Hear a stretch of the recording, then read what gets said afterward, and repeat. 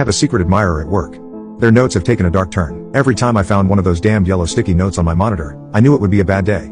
My secret admirer had that effect on me. The note started out kind of charming. A few polite compliments about my clothing. A note about how kind and gentle my personality was. Little XOXO signatures at the bottom, middle school crush style.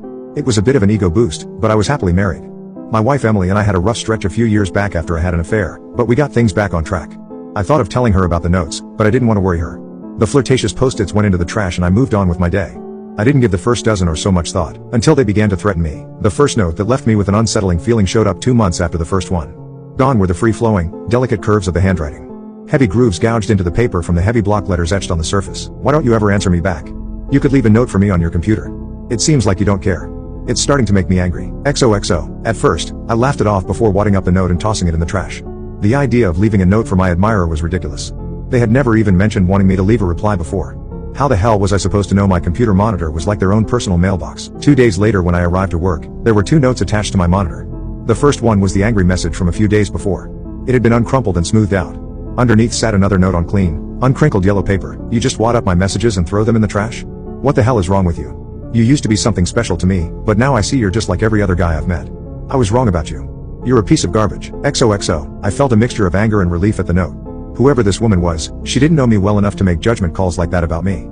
At the same time, it seemed like this could be the end of the whole strange ordeal. That time, I put the notes in my pocket and tossed them into a trash can in the parking garage on my way home. Whoever was leaving them, they were checking the trash in my office.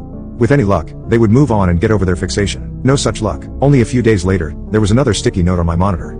This time it was neon green. Had they written me so many damn notes that their yellow pad had run out? My throat tightened as I pulled it from the screen and read. We all have our shortcomings, but I'm willing to forgive you. Please stop throwing away my notes. These little moments mean so much to me and it hurts to know you don't feel the same. That's okay, though. Your feelings for me will change with time. If they don't, I may have to hurt someone. XOXO. I immediately took the note to the HR office. One of the reps read it, her eyebrows raised and her head held back in surprise. She placed it down on her desk and pulled off her reading glasses. How long has this been going on, Paul? She asked me in a concerned tone. I'm not sure exactly, I said, scratching my head. They've left a dozen notes.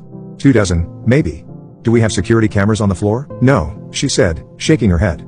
No cameras, I'm afraid. Too expensive. Same reason they laid off the security officer in the building. Post-COVID America isn't exactly thriving. She gave me a look of sympathy and told me to tell her if any more notes showed up on my computer. I nodded and told her I would. We both silently acknowledged that this was the first of many conversations on the matter. Over the next few weeks, I made multiple trips to the HR office to report the notes.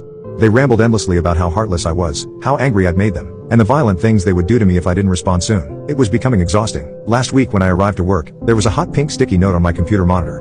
I was at a breaking point. The notes wouldn't stop, HR didn't know who was leaving them, and my place of work was doing nothing to put an end to this. At that moment I would have done anything to get it to end. The note offered the option. I get it. You're not interested. I'll back off, but only if you'll meet me tonight. I'll be on the 5th level of the parking garage near the stairwell exit. 8 p.m. Don't be late. XOXO. It was 7:58 p.m. when I stepped out of the elevator onto the 5th floor of the parking garage. My heart was racing and a cold sweat ran down my back. From in front of the elevator, I had a clear view of the stairwell door about 200 feet away. No one was there, so I made my way in that direction to see if I could find them. Suddenly a red ember glowed brightly in the shadow cast by the door. Someone was smoking a cigarette in the darkness. The muscles in my body tightened as I willed myself forward. My admirer was there, standing in the dark. Hello? I called out. A cloud of smoke billowed from the shadow. It's Paul. You wanted to meet me? A woman stepped out of the shadow and dropped the cigarette to the ground, grinding it with her foot. She held a gun in her left hand. It was my wife, Emily. Emily? I questioned. What the hell are you doing? I left the notes as a test. A few days a month I stop in your office on my way to work and leave notes. The cleaning crew thinks I work there, I guess, she said, her face streaming with tears. I thought after all the trouble we've had from the affair, you would tell me if someone was trying to steal you away from me again. You left the notes? I stammered. What the hell is wrong with you? I wanted to be sure you wouldn't try to meet another woman again, she said, lifting the gun toward me. But you did. Here you are. Trying to meet some easy score. Emily. You can't be serious, I shouted. I came here to get this to stop. Why are you doing this? I knew you would, she said, but was cut off by the eruption of police sirens. She looked toward the ramp at the flashing blue and red lights.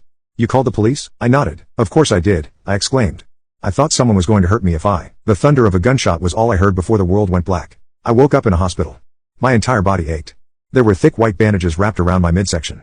A nurse saw that I was conscious and ran to find the doctor. A police officer was in a chair beside me. After my physician entered the room, they explained that my wife had shot me in the abdomen and fled the scene. A manhunt was underway but they hadn't located her yet. A protective detail would remain with me at the hospital until I was released. They never found her. That was about 5 years ago. I've relocated since then. A new state, New job, new life. It's been relatively peaceful until recently. You see, yesterday I headed into the office a bit before the sun came up. When I turned on the light, there it was, a bright yellow sticky note on the center of my computer monitor.